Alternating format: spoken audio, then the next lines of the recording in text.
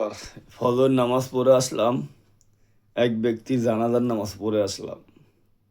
আমরা জানি যে আমাদের মৃত্যু হবে, আমরা বুঝি আমাদের হিসাব দিতে হবে, কবরও হাসাবে, কবরও হাসরে, কিন্তু আমরা মানি না। যদি মানতাম তাহলে মানুষের কষ্টের টাকা মিথ্যা বলে, 2 নম্বরি করে, সিটারি করে, সুদ ঘুষ খেয়ে এই দুনিয়া আরাম করতাম না।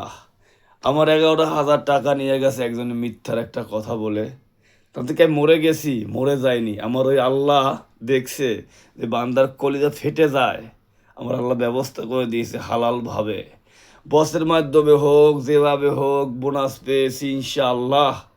ওই আল্লাহ 11,000 টাকার কারণে আমারে 40-50 হাজার টাকা ব্যবস্থা করে দিছে। কে দিছে? আল্লাহ। আল্লাহ দেখছে যে বান্দার হৃদয়টা ফাইটা যায়। ও ফেরেশতা, আমার বান্দা কষ্ট পায়, আমি আল্লাহ সহ্য করতে পারি না। আমার খুব আনন্দ যে আমার আল্লাহ পাক আমার সমস্যার সমাধান করে দিয়েছে। আমিন।